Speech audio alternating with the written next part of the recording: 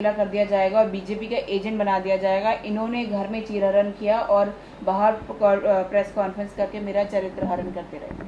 बड़ा दुर्भाग्य है कि जो पार्टी सत्ता में आई थी तो बड़ी व्यवस्थाओं को परिवर्तन करने का नारा दे के आई थी, आज महिलाओं के बारे में बड़ी बड़ी बातें कहते हैं, महिलाओं के बारे में पूरे देश में जाते रहते हैं, लेकिन उनके ही शीश महल के अंदर उनकी राज्यसभा सांसद के साथ में किस प्रकार का बर्ताव होता है कि उनको मारा जाता है, कूटा जाता है जूतों से, थप्पड़ों से, किस प्रकार से, और उनको एफआईआर नहीं दर्ज की जाती। वो बेचारे डर के मारे वापसी आते, फिर वो हिम्मत करके एफआईआर दर्ज करती है। और आज केजरीवाल और उसके परिवार, उसके दोस्तों और मित्रों के द्वारा जिस प्रकार से उनकी बार बार इंसल्ट की जा रही है, बहुत दुर्भाग्यपूर्ण है। मुझे लगता है कि चरित्र केजरीवाल का चरित्र है कि वो किसी की भी यूज़ करके उसको फेंकने का काम करते हैं। अनेक लोग इनको छोड़ भी चुके हैं और मुझे लगता है कि केजरीवाल किसी भी प्रकार का अपराध कर लें, लेकिन अपराधी कभी बच नहीं पाता और उसको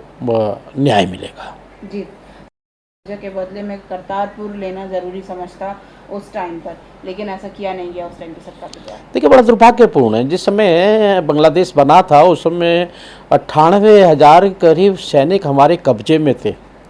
हम चाहते तो करतारपुर कॉरिडोर लेते, प्रधानमंत्री हमारे नरेंद्र मोदी जैसे होते, सही बात है, करतारपुर कॉरिडोर भी ले लेते। और बड़ा दुख होता है इस बात का, 98,000 छोड़े गए, लेकिन अपना एक भी सैनिक जो वहाँ पर तड़प के मरे हैं, जिनको आंखें निकाल दी गई है, जान से मार दिया गया है, वो सैनिक आज भी वहाँ पर बहुत से उत्पीड़न सहन करते करते मरे हैं, एक को भी नहीं छुड़ाया गया। इससे साफ साफ जाहिर होता है कि ये सरकार, उस समय की जो सरकार थी, कांग्रेस की सरकार थी, उसको देश का कोई चिंता नहीं थी। खाली चिंता थी तो उनको पाकिस्तान सैनिकों की थी, और जिसका लाभ सरकार को लेना चाहिए वो सरकार ने लाभ बहुत समय नहीं लिया। जी, इलेक्शन कमीशन को स्ट्रिक्ट एक्शन लेना चाहिए। उनके होते हुए इतना ब्लड शेड हो गया, तो जब फोर्सेस वहाँ नहीं होंगे, इलेक्शन कमीशन की वहाँ पे स्ट्रिक्टनेस नहीं होगी, तो फिर बाद में क्या होगा? क्योंकि कांग्रेस इस पे ऐसा कुछ मुझे अधीर रंजन को, इलेक्शन कमीशन को बोले, इधर बोले, अपनी पार्टी को बोले ना, जो एक साथ बैठ के बिरयानी खाते हैं, हाथ में हाथ डाल के खड़े हो जाते हैं, इंडिया अलायंस ये, इंडिया अलायंस ये, साफ साफ इंडिया अलायंस का पर्दाफाश हो रहा है।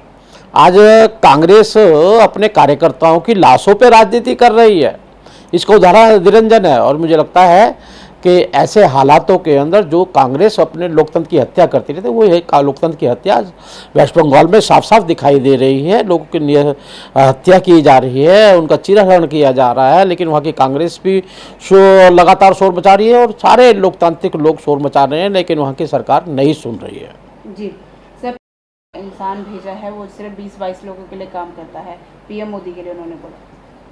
देखिएगा, वो राजनीति कर रहे हैं, लेकिन दुर्भाग्य है कि देश के प्रधानमंत्री नरेंद्र मोदी जी लगातार 140 करोड़ के चिंता करते हैं, 80 करोड़ को फ्री भोजन देने का काम कर रहे हैं, 4 करोड़ लोगों को मकान दिए गए हैं, शौचालय दिए गए हैं, गैस के कनेक्शन दिए गए हैं, और गरीबी रेखा से 25 करोड़ को ऊपर निकाला है। ये वो परिवार आरोप लगा रहा है जो खाली एक परिवार के लिए ही काम करता है, खाली एक गांधी और नेहरू परिवार के लिए काम करता है, बाकी अपने कार्यकर्ताओं की वैल्यू नहीं समझता। मुझे लगता है ये आरोप जिस प्रकार का रखता है ये राजनीतिक प्रेरित है, और इनको अपने गिरबान में राहुल गांधी जी को देखना चाहिए। जी, छोड़ दो आपकी लड़ाई मेरे साथ है। मोदी जी अपनी पुलिस को बोलो कि मेरे पेरेंट्स को जो है तंग करना बंद करें, क्योंकि वो लोग बूढ़े हैं और आपको इतना सेंसिटिव होना चाहिए। कानून अपना काम करता है। अगर अपराध यहाँ पे हुआ है, उसके आसपास में कोई भी हुआ है, वहाँ पर उसका घर के अंदर है, तो पूछ लेना, कोई अपराध नहीं है।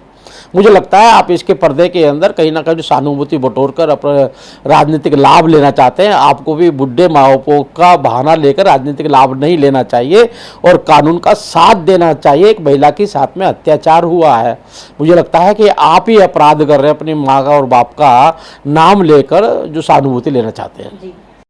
यूनाइटेड अपोजिशन जो है एक स्टेबल गवर्नमेंट बनाएगी 10 साल के लिए, और जो ईसी वन साइडेड होके और अपनी ड्यूटी नहीं, कॉन्स्टिट्यूशन ड्यूटी नहीं निभा रहा है, वो गलत है। ये दिन में सपना देखना किसी सभी का अधिकार है, कुछ भी सपना आप देख सकते हैं। सरकार बन रही है, ये बन रही, कम अधीर रंजन से तो पूछो, जो तुम्हारे साथ में लोकसभा में बैठता है, उस बेचारे की क्या हालत हो। कौन से इंडिया अलायंस की बात कर रहे हैं, कहाँ पे है इंडिया अलायंस? कहीं पे भी एक रूप से आप कहीं भी दिखाई नहीं दे रहे। मुझे लगता है ये खाली एक अपने आप को जीने का एक रास्ता हो सकता है, लेकिन इंडिया अलायंस नाम की कोई चीज़ दूर तक भी नहीं दिखाई देगी। जी सर।